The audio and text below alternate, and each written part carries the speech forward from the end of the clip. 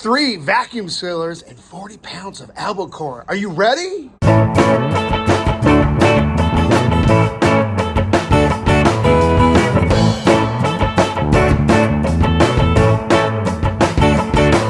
Ciao, and welcome back to Casa Fiore's Cucina. Part of the fun of being in the kitchen and being in the kitchen garden is experimenting with unique seasonal ingredients like dozens of pounds of fresh albacore tuna straight from the Washington coast, delivered by your brother on a sunny summer Sunday afternoon. Well, I did my annual Westport fishing trip with my crew. Went a little earlier this year. Perfect. Ran about 60 miles offshore before we roped into those long fins. Put plenty over the rail. Seas were a little bit rough.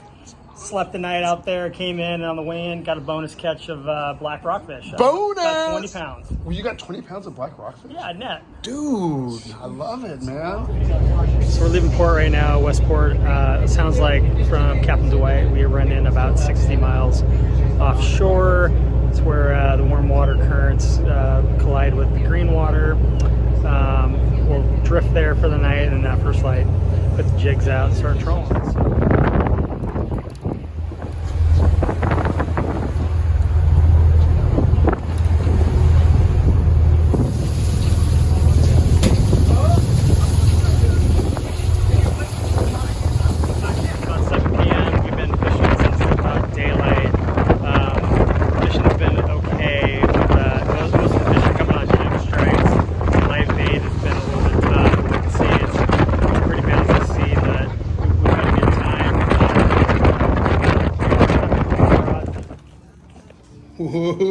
Wow, that's a big one, dude.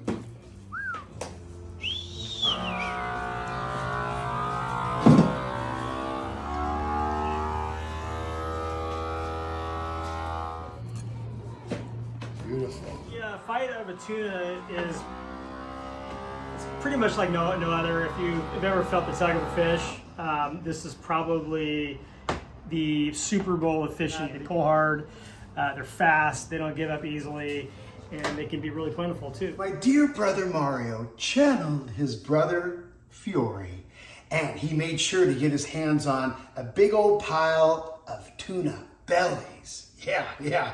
But I think he had other ideas in mind. He was thinking crab bait. If you don't want them, we can turn them into crab bait. Well, we were thinking sashimi. Yeah. Woo!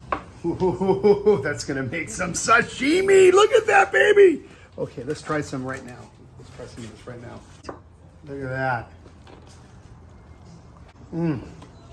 Butter. This albacore belly was comparable to the melt-in-your-mouth goodness of premium Otoro that you might find at a fine sushi restaurant around Seattle. You want to get a bite of that?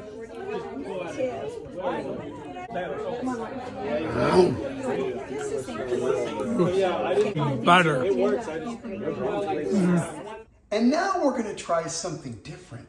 We're going to make some albacore tuna lox, fresh lox. We're starting with about a 2-pound tuna loin. There it is, fresh off the boat. Woo. Beautiful, huh? Look at that. First, we're going to cut off this bloodline here, that darker meat, and we're going to polish up this filleted fish, filleted on board the boat, I'm sure, and get it ready so it has a beautiful presentation as well as a beautiful taste. I've cleaned up the albacore and I've cut it in 2 pieces. First, I'm going to sprinkle 2 tablespoons of vodka all over the surface of this tuna. Now I'm going to cover this tuna in this mixture. It's 1/3 a cup of sugar, 1/3 a cup of fine sea salt, and about a teaspoon of fresh ground pepper. We're going to cover all sides of the tuna with this mixture. I got a sheet of plastic wrap that we're going to place on top of this now treated albacore, and we're just going to kind of tuck it in around the albacore loosely. I got another sheet that we're just going to place on top, again, fairly loosely. So I've got some pie plates that fit into this larger pie plate, and now a whole stack of plates. It's gonna sit like this in the refrigerator for 12 hours, basically overnight. And then in the morning, I'll flip them and we'll let it sit for another 12 hours. And then I think we should be done. Now, each person might have their own preference. So maybe you'll want it to stay in a little less time or a little more time, depending on the kind of texture and flavor you're looking for.